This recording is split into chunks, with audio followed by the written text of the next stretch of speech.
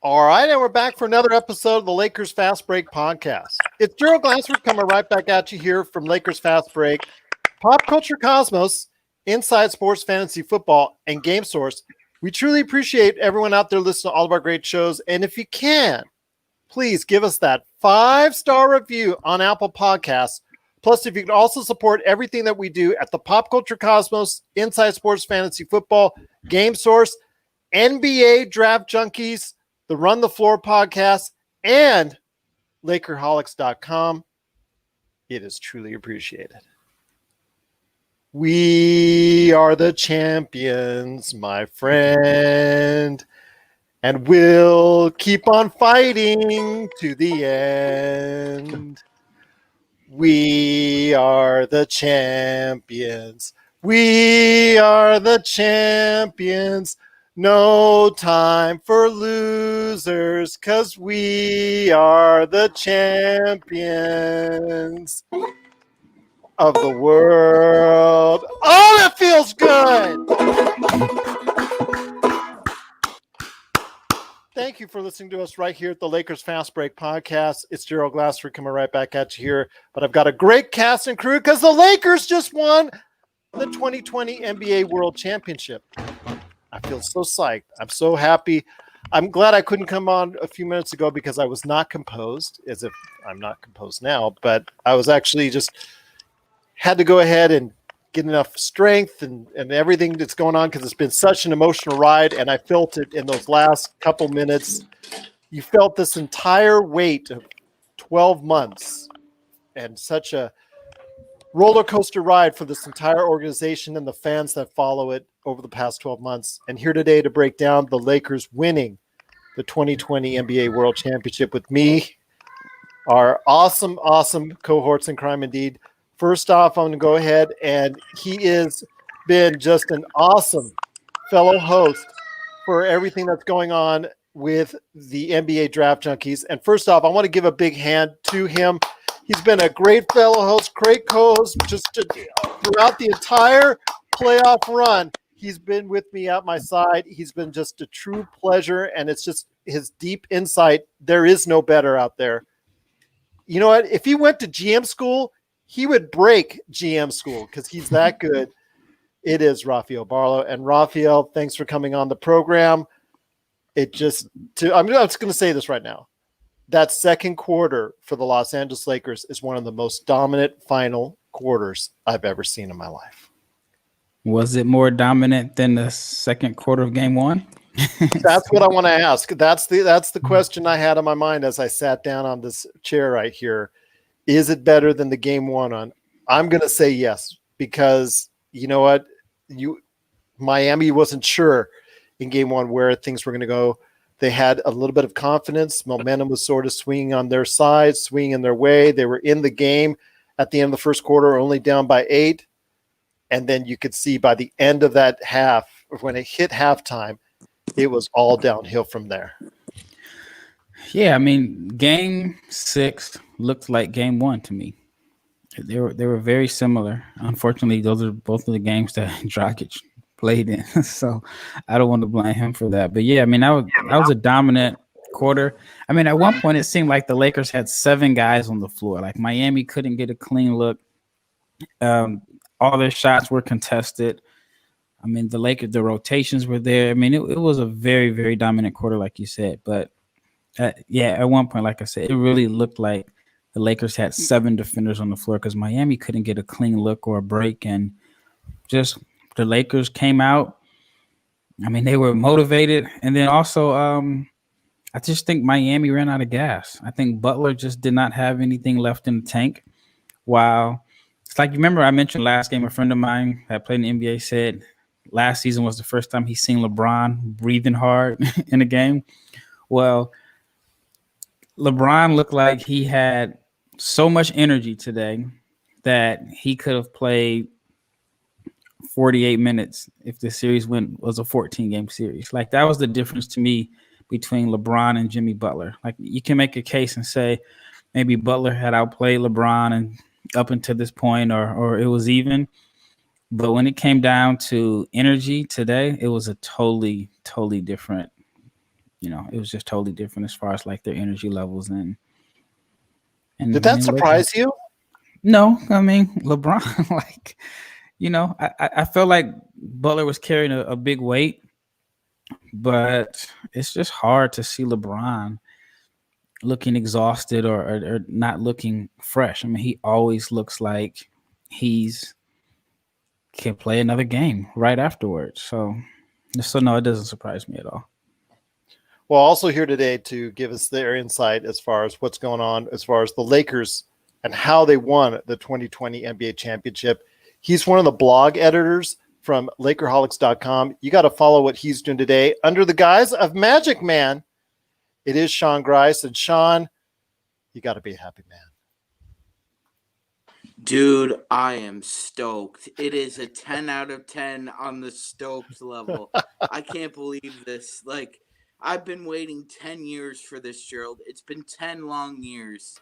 10 long years. I got my party hat on. And to finally win it and to finally tie them. We tied them. There's no... not according to Bill Simmons. Yeah. All right, Bill. So you don't want to count this one, right? So I'll count it, and I'll say we're tied with them. So sorry, Bill Simmons. Why don't we forget the 8 wins that Tommy Heinsohn and Bob Cousy had when they were smoking Luckies in the locker room? With 6 teams. When there were only 8 teams. How about we forget those? Exactly. But that's deep insight, and we'll get into your specifics on what really clicked for the Lakers today. Because, again, I'm going to say right now, it's one of the most dominant second quarters, finals of any quarter, just ever. And he sleeps in Carmen. I just saw your messages, Jamie. That's too funny. And you know what? We're going to go and hit it to you right now. It is Jamie Sweet, also one of the blog editors. And I know he's going to have 5 awesome things for his next article coming up in Lakerholics.com. And Jamie, you and I, old men, stroking our beards. There you go. We're not as old as LakerTom, but we've been Laker fans from the beginning. And I'll tell you what, for me, it's been an awesome experience, an awesome ride. And I will describe that coming up in an upcoming article for Lakerholics.com because I'm going to do that for you guys. But tell me your thoughts right now as a Lakers fan. I mean, I am beyond elated. Like Magic Man said, long time coming. It's funny that Laker fans say that because there's so many other teams there's a few other teams who have yet to make it to the NBA Finals. There's a lot of teams who haven't won the NBA Finals, and Laker fans certainly experience a level of entitlement that most other sporting fans don't. They just don't. And I'm just feel happy. It's a lot of monkeys off of a lot of people's shoulders. It's Genie's first champion as running the franchise. It's Vogel's first championship as a head coach. Anthony Davis's first championship. Kuz is the last of the future young Lakers, the only surviving future, the last of the Mohicans, as I like to call them. All of those things are and it's weird how you can see some players like really take winning a championship. And this is something I'm curious about for next year. And I don't want to get into next year yet. I do have 72,000 trade proposals that I can't wait to put on my 5 things tomorrow morning. That's just 5 less than what LakerTom will be doing. I have 0 trade proposals in the cannon. Absolutely none. But it's just one of those things where, you have to tip your cap to so many people. The NBA for making this happen, for putting this bubble together, which has proven to be incredibly successful. All the teams that didn't play for sacrificing what was left of their season and saying, all right, we'll take a mulligan on a third of our season and not develop our players and not develop our mojo. So because that second bubble never materialized. It never materialized, which I don't know why. I never really heard anything about that, except for that it just kind of went quiet. Died on the vine. I think it was money. I have to assume it was money and they just didn't want to say, which is fine. That's fine. They did give them the permission to do like extended training camps or some sort of weird thing that we'll see how that bears out. But I'm beyond excited. I do have to apologize. I do have to leave the podcast early. I've got future Laker fan, my 2-year-old daughter to put to bed and stuff. So I am going to handle that. So Let her Gerald, stay up tonight and celebrate. She's a future Laker fan. She'll just want to watch My Little Pony. She's not quite. She doesn't know she's like me running around the Forum in 1975, going up to Chick Hearn and with popcorn in my mouth or whatever. My mom has all these stories of me as a young child running around the Forum. I was born a block and a half away, from the Los Angeles Forum. So we probably ran into each other in the popcorn line. There you go. Those Forum stories are the best. I hope Steve Ballmer isn't a dick and doesn't tear it down. Well, he said he wasn't. He said he was going to build around it. We'll see. That's my hope too. It's a great concert venue now. I don't know if anybody's ever seen this. Yes, agreed. Anyway, Gerald, I want to thank you for everything you've done with the podcast and the website. Rafael, I want to thank you for your incredible contributions all playoffs long. It's been great listening to you guys and hearing you guys break down games and providing a lot of things to think about and some really great viewpoints. Appreciate your support and your great articles on there as well. No problem, man. And if you ever need me to pop on anything, if I can do it, I'm happy to do it. And Magic Man, LT, you guys are the best. Tom, I can't thank you enough for keeping the site going and keeping the spirit of the old Lakerholics or the LA Times Laker blog alive. It's much appreciated. It's the best Laker blog that ever existed. So I don't care what anybody else says. So you guys enjoy the night. Go Lakers, and thank you so much. Thank you, Jamie. Appreciate you being on the show. Awesome, man. You've been awesome. Congrats. Thank you. So, I always got to give him the last word when it comes to our opening segment. And that is my good friend indeed. I met him. When I reached out to all these different Laker sites, he's one of the first that responded. And when I met him, I was just so thankful that I did because he's a little shy, believe it or not, on his first podcast. Wasn't sure exactly how to approach it, but he was eager to learn. And I remember his famous comment to me was after listening to a couple of his podcasts that he was on, said, Gerald, maybe I should talk a little less because I think I talk too much. You know what? I said, just be you and do the things that you do. And you know what? It'll work out just fine. And over the course of the next 12 months, it certainly has. He's a good man indeed. You got to check out everything that he does and is a part of at LakerHolics.com. He is the mastermind indeed. It is my good friend, Mr. LakerTom. And LakerTom, for you, this has to be very satisfying indeed. I've been a Laker fan since 1971 when they traded for Wilt Chamberlain. And these last 10 years, I've still had glass half full all the time. So it's really great finally to have the glass fill up all the way and overflow. I think just like the guys were saying, there's so many people that you just really have to praise for this championship. Starts with Jeannie Buss.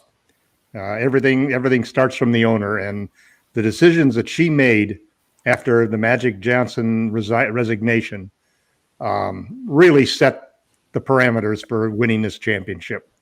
I mean, that wasn't even a year ago today that we were basically on the ropes.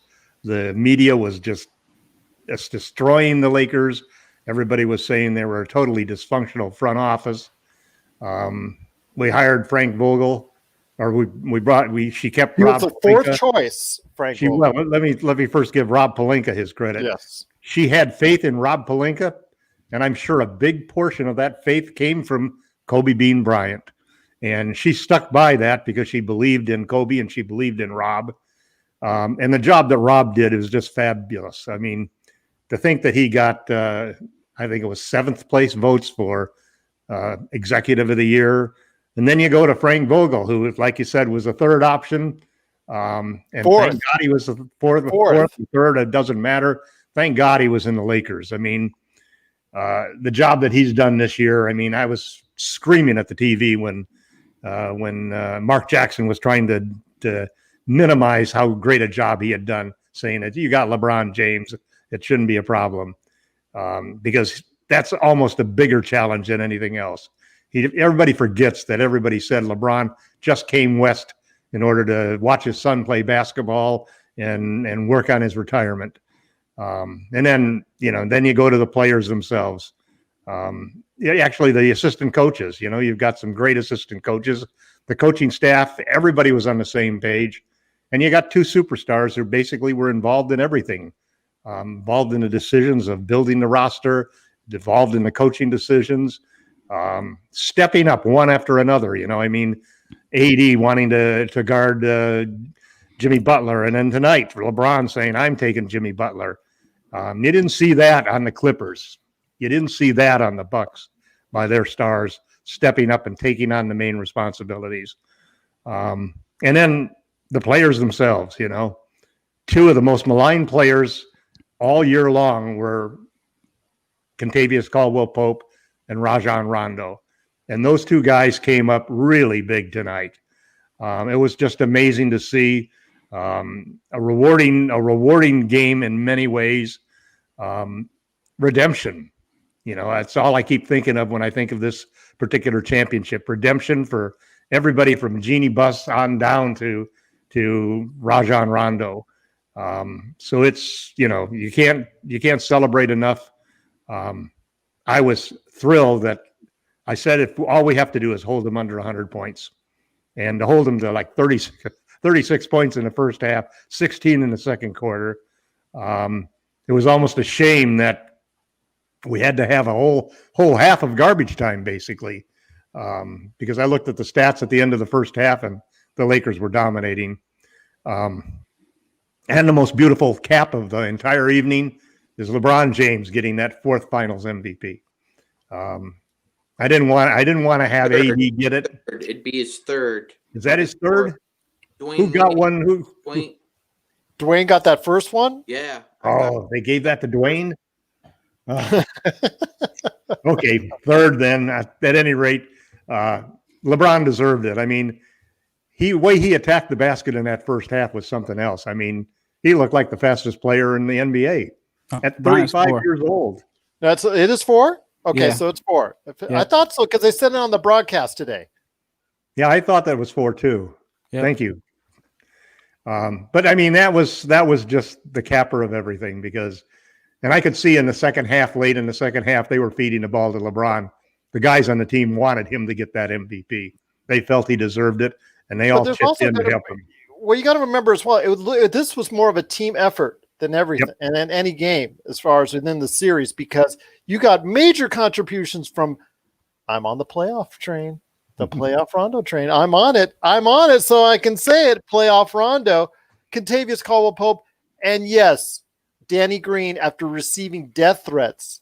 I mean, Yeah, that's just way out of bounds. That's way out of the bounds. treatment that Green and Kuzma got this playoffs that's a shame for Laker fans. Those aren't Laker fans as far as I'm concerned. How about Alex Caruso trying out Caruso that little starting. floater? Yeah, and that's what I want to ask you. Starting AD at center in the final game by Frank. I mean, it's what I've been rooting for all year long. Yes, he finally listened to you. And, Or was and he it saving it? opened up the game. And Caruso didn't score double digits, but he played a great game defensively. Yes. He blocked one of Bam's shots, caused several turnovers. Stayed made tight several on the great guards. assists. He stayed tight on the guards. Yep. After first couple shots by Robinson that fell for him, he was virtually invisible in that second and third quarters.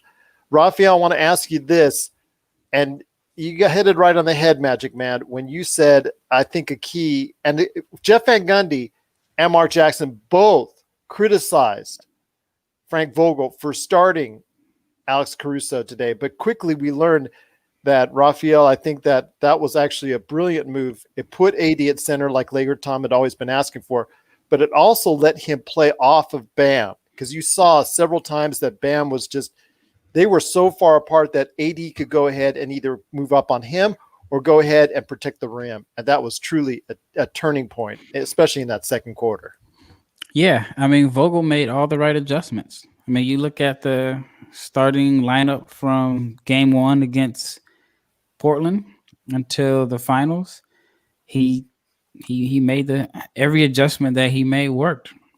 And so you got to give props to him for having the guts to make those type of adjustments, especially as successful as the Lakers were all throughout the season. I mean, there's been a lot of coaches that have been criticized for never making adjustments. And so Vogel wasn't afraid to bench his 2 best centers. Did Dwight play tonight? At the very end. He had a 3 in garbage time. Yes, I saw that.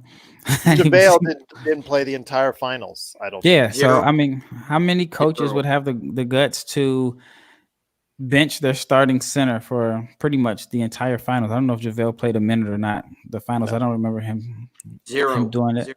That was one of my questions with the Lakers. I wondered going into the playoffs, they had such a, on paper, deep roster of personalities and guys that are used to playing a certain amount of minutes. And how would Vogel manage those minutes? And he managed them perfectly. I mean, I think Waiters being hurt kind of helped. JR didn't play much, but he was fine. McGee was a great sport. Dwight was a great sport.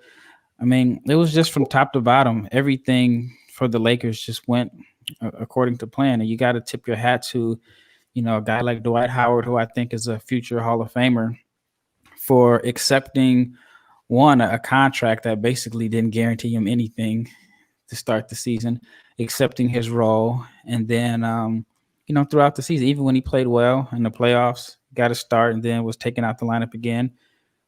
You got to tip your hat to the Lakers from top to bottom. But I wonder, how does Magic Johnson really feel right now? Terrible. Because he's tweeting congratulations for everyone. He's doing that obligatory stuff that he does, and on the surface he says it feels good, but he bailed out, and he's gonna feel bad about it in the most unprofessional way. I don't think so.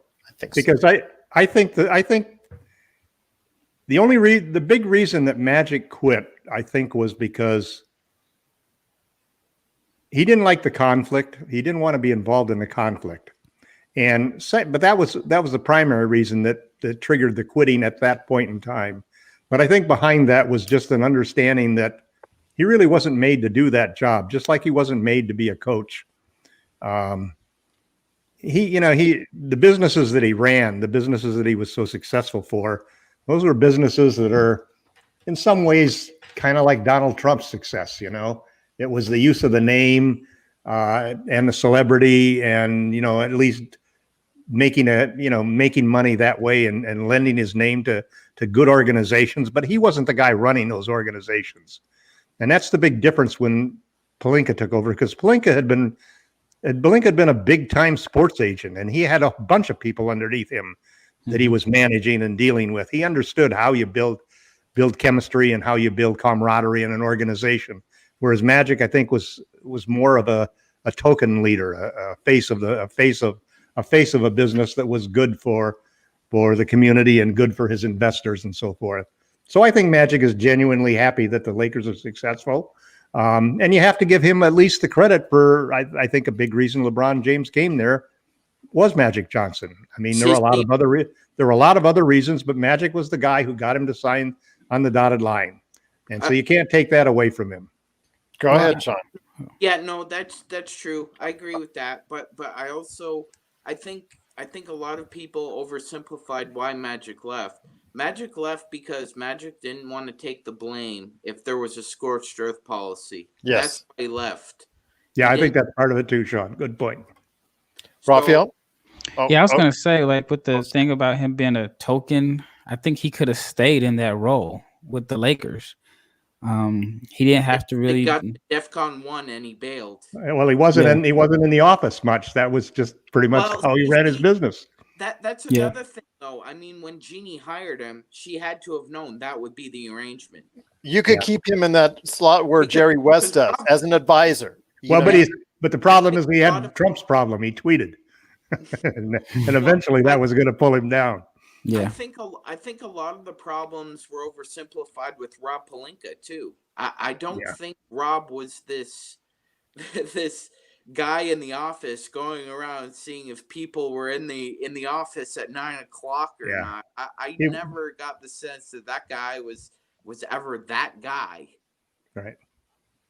He wasn't the backstabber that he was made out to be, nor the guy who didn't know dipshit about the salary cap. All of that stuff was overdone. You Yeah. make my work so much harder there, Tom. Sorry, Travis. You could blip that one out, Gerald. Well, that's the problem. I have to go through 25 minutes of footage, so I can. Thanks a lot. Sorry. Anyways, back to the Lakers game, Tom. Yep. Hey, well, I will say this. Let me ask you this: when you went in the second quarter, when you were watching it, I mean, that's the thing that Rafael, I think, is leaning towards game one. I'm leaning towards this one because I think that it really sucked the life out of the Heat, because the Heat really thought they stood a chance of actually beating, because all the momentum as far as going into this game was on their shoulders, and it was really the more pressure was getting onto the Lakers. So I want to hear your thoughts. Do you think it was this quarter or the second quarter of the first game? Was that it was a much? Which one was a more This impactful? quarter was a killer because it's a closeout game. It's a bigger killer than the massacre, the Memorial Day massacre, because that wasn't a closeout. No, but I meant game. game one of this No, series. this was bigger than game one. Because you're absolutely right, Gerald. The Heat came in here thinking, hey, we can beat these guys. And they found out, no, the hell you can't. There's no way you're going to beat us. Absolutely. We're the better team. We're the better defensive team. You can't score against us, and you can't stop us from scoring. But that's the thing now we're going to be hearing ad nauseum. If Goran was healthy, if Bam had been healthy the entire playoffs, entire finals. We'd had Avery Bradley. We had, Kawhi Leonard. Yeah, you can hear you're going to be hearing that it's ad nauseum. I'm just going to put it where it is. Sour grapes. Let them gripe all they want. Well, Rafael, it'll go away. Like, remember right after the Warriors won their first title, people say, "Oh, Kevin Love didn't play, Kyrie didn't play," but after a while, it just becomes Same thing with last year, Toronto. 2 or 3 more championships. Go ahead, Sean. Well, Toronto last year they won. Nobody starts saying, "Well, you know what? Kevin Durant didn't play." People are still rewarding Toronto as a championship. I think people just kind of forgot about it. This was a harder championship to win than any other championship out there. Even though they didn't have to play the Clippers and they didn't have to play the Bucks because of the bubble. This was much more difficult challenge. Go ahead, no Sean. home court advantage. Go ahead, Sean.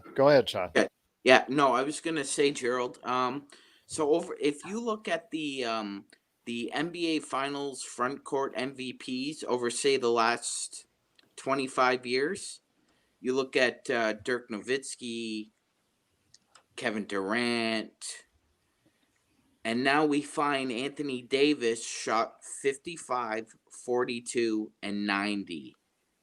Not KD, not Dirk, ever shot a 50, 40, 90 in an NBA Finals. So you're talking about a guy who's potentially going to be even better next year. What does he have to offer if he can shoot? What was he, 27 for 30 from the free throw line in the finals, 90%? That's awesome. He just did a great job. I mean, especially they needed him today, and he stepped up. He had been, I don't know how you could say you were soft or that he was playing at a bad level in the last game. He scored 28 points on a hurt foot. So I don't know how you can go ahead and criticize him. The previous 2 games, he was very soft. I agree with you there. But you know what? I will ask you this, Rafael. When it comes to his performance, I think he is the key factor as far as how the Lakers got it done, because you always have LeBron. LeBron is that foundation, and LeBron is there going to go ahead and pick and choose those times. But you could see the team really clicks when AD is doing it at both ends like that. Well, yeah, I mean, you got arguably the 2 best players in the world on the same team, and they're clicking. All you need is your complementary guys to knock down open shots and defend. They make everything easier for everyone else. So, I mean, to me, LeBron deserved MVP. He is still the engine behind the Lakers. But, when even if AD is playing at 80% of AD, he's still a top 5 player in the world. And you just need your complementary guys like today. If the Lakers' complementary guys are knocking down shots like they did today, I mean, nobody stands a chance. And so it was good for the Lakers that it happened when they needed it the most. LakerTom, I want to ask you this. where does this rank as far as the number of Lakers victories? Obviously, this is 17, with all apologies to Bill Simmons. Where does this rank? For me, this is the number one because of the things that they had to overcome from both a emotional and mental aspect, and obviously the physical aspect of going and keying yourself up and gearing yourself down, and keying yourself up and gearing yourself down, and keying yourself up once again with everything that went on in the bubble. The sheer mental will and drive you had to keep on going through each and every day. I mean, all these players have come out of the bubble saying this is the hardest thing that they've ever had to deal with. And then again, like I said, through all the emotional ups and downs that the Lakers organization has had over the past 12 months, I think this is number one for me. I'd like to hear your thoughts as also a great Lakers fan, like you said, since the 70s. Where does this rank for you? I think it's the greatest championship that we've ever won for a lot of reasons. First off, I think, like you said, this has been an unprecedented challenge to play into the bubble with the break of the season, the death of Kobe, all of the various things that had happened. And you saw that two very talented teams, the Bucks and the Clippers, just couldn't handle it. The loss of home court advantage, the loss of fans. We'll never see a playoff, a championship that's more difficult and more arduous to win than this particular championship.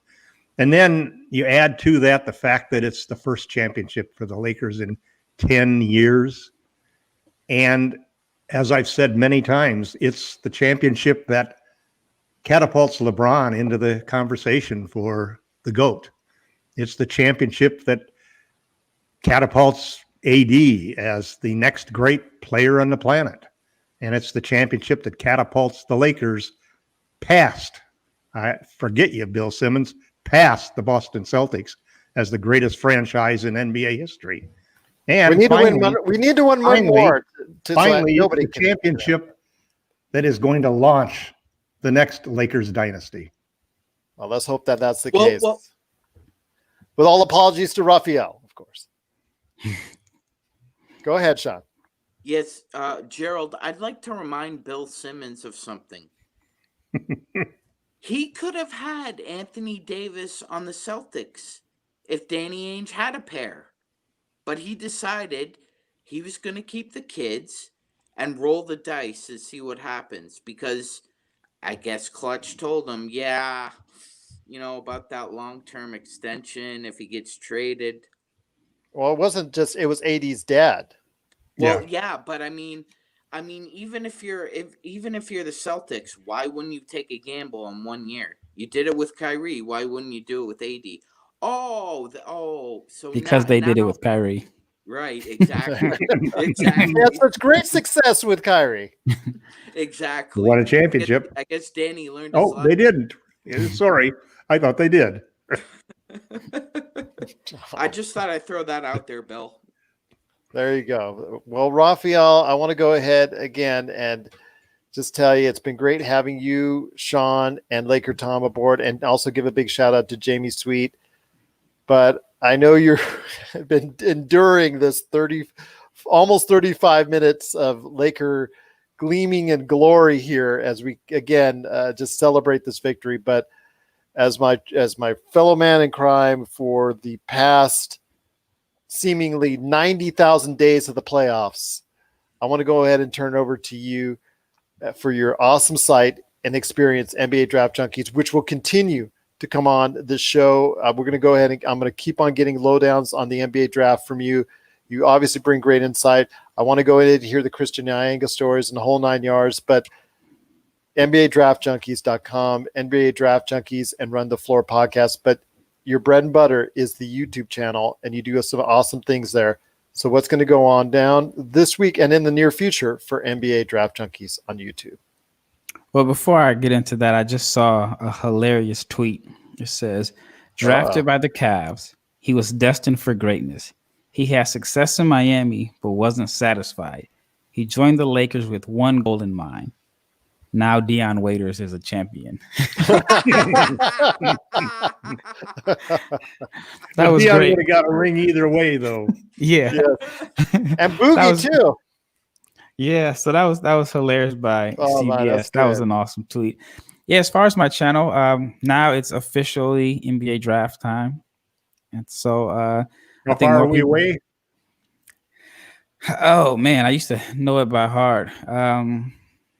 The draft is November 18th, so probably what, maybe like 38 40, days. 38, 40 days, 37. somewhere around there.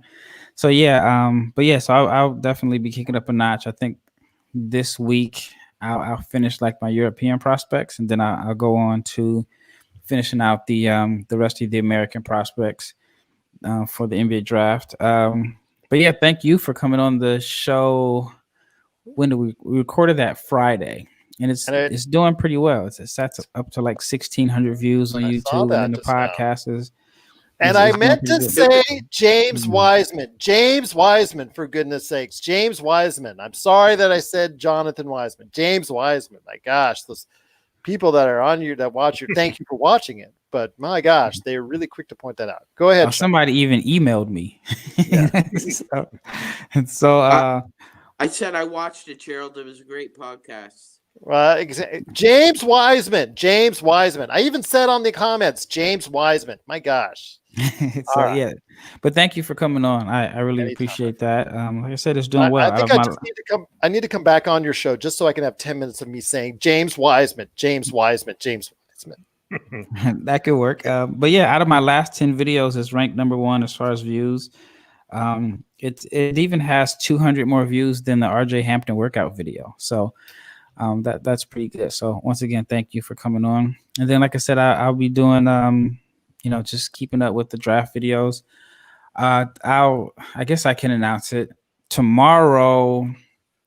So it will be Monday, but my NBA Draft Junkies, I can't call it a podcast due to my contract, but the NBA Draft Junkies show will now be on Dash Radio.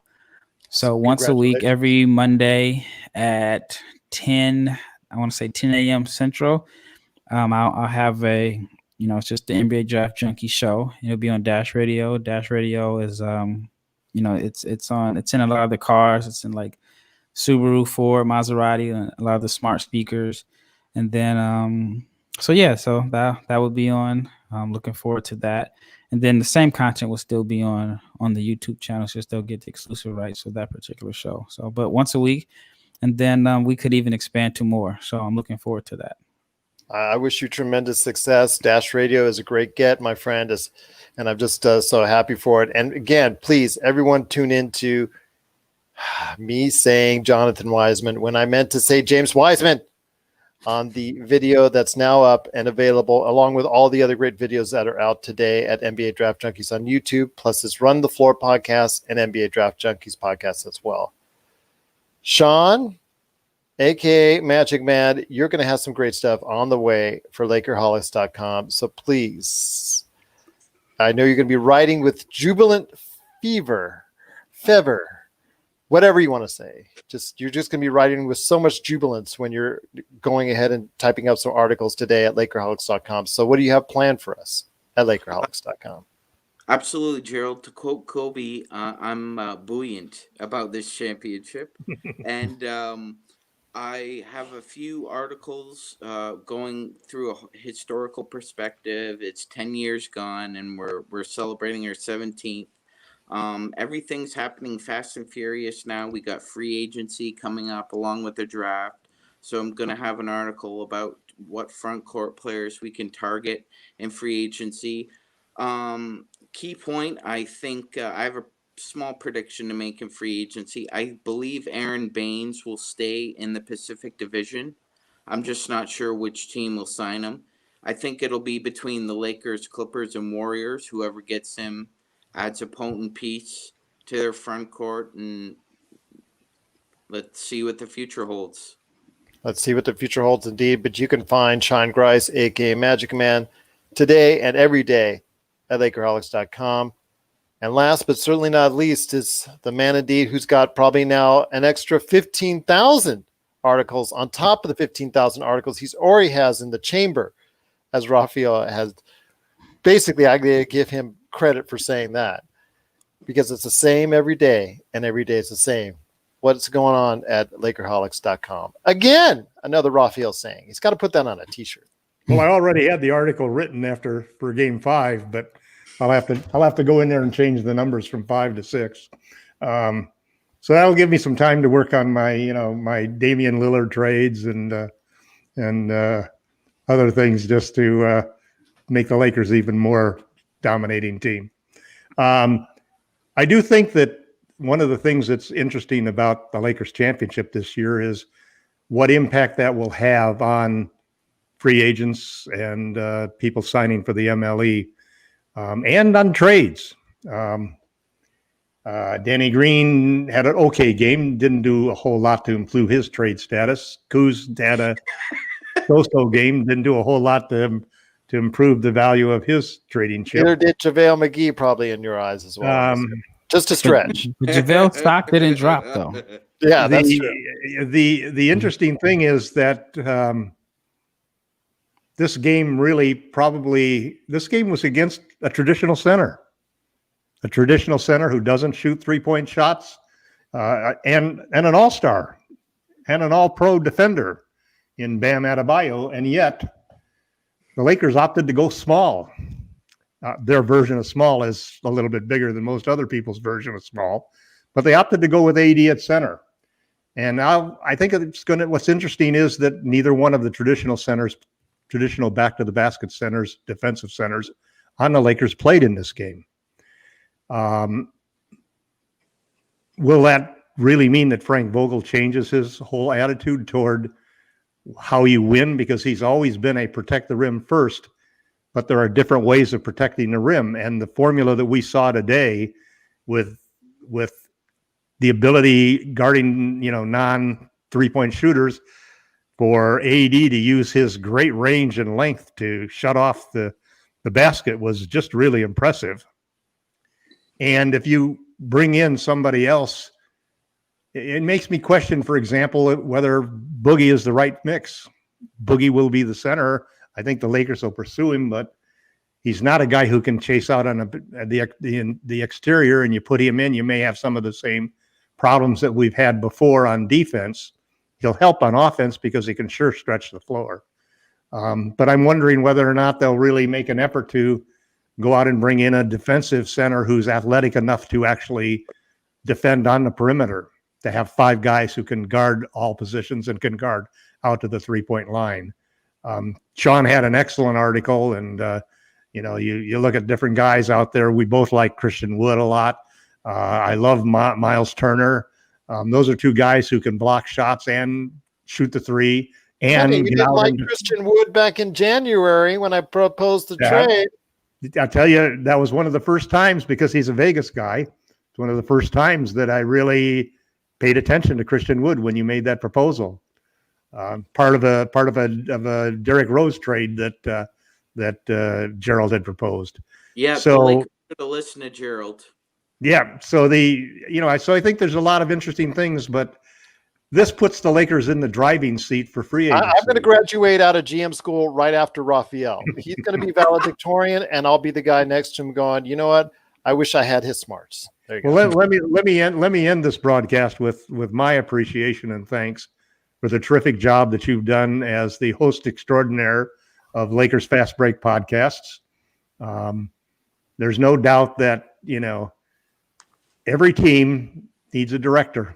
Every team needs a LeBron, and you're our LeBron James, Gerald. Well, so thank you. Congratulations for that. And my only I was paid by him like him. And then Rafael, I know I've been brutal at times on the clip or on the Blazers, but you've always taken the jobs in good sportsmanship, and I really respect your knowledge and your insight. And I hope that you'll continue to be part of the team.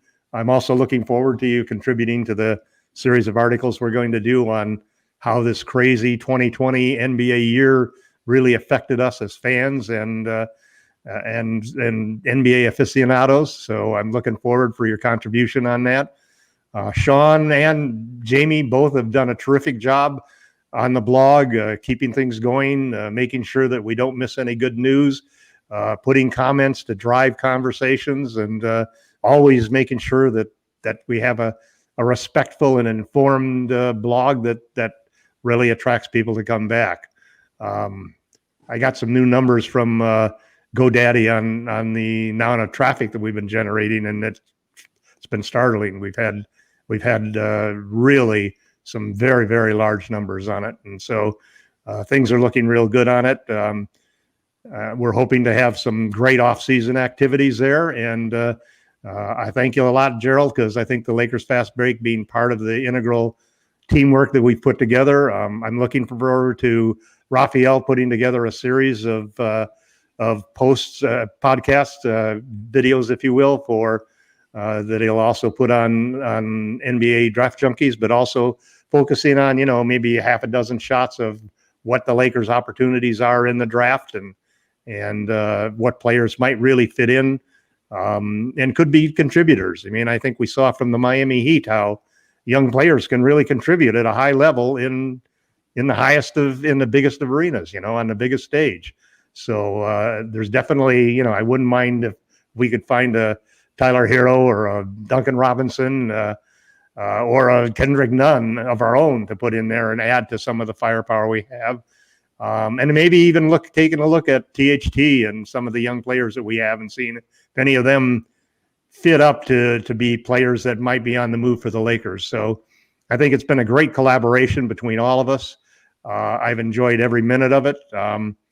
I'm presuming we're going back to our once a week or maybe twice a week. Something like that. Yeah, I'm going to ease up a little bit on it. But yeah, I will be still producing, obviously, something at least once a week for the Lakers Fast Break. In fact, right now, with the way that everybody is, is so jubilant as far as Laker fans is concerned, I might do a couple extra shows just because there's so many people that want to express their love for the Lakers right now. But yes, obviously, I also have to focus in on the NBA draft and NBA coverage out there as well. Yep. Rafael Barlowe, I'm going to have on again many times more before the NBA draft. Looking forward to also getting all the NBA draft experts in. So yeah, you can expect some other stuff. Great. Go ahead, Sean. I was gonna say, Gerald. I just got a text from one of my EMS buddies, and he says that it's been 484 days since the Raptors have defended their championship. Well, now it's coming home, where it rightfully belongs. Or rightfully it belongs. Figueroa Drive. There you go, Figueroa Drive. Which unfortunately, I'm looking for some new pictures for the banners on the blog with 17 trophies across there instead of 16. Well, you're going to have to go ahead and get started on that. I will just say this. I mean, I could not have done this without all the great guests that have appeared on the show. Without Rafael's help, I could not have done it for the NBA playoffs. Without Sean, without you, Tom, and without Jamie Sweet providing your input over the past month. I am just so thankful and blessed to have each and every one of you by my side during this coverage. It's been a fantastic run. When I set out this, Tom, and to start going ahead and create a podcast for specifically that was Lakers and basketball centric, I wanted to go ahead and produce the best Lakers podcast that was out there because I heard some podcasts over the past few months. There's really one or two that were good, and there's really a whole bunch that are bad, and a lot of them are garbage. And I'll tell you what, that's just saying it how like it is. Somebody who's produced podcasts since 2009, I just wanted to go ahead and put my imprint on it, and I think I did.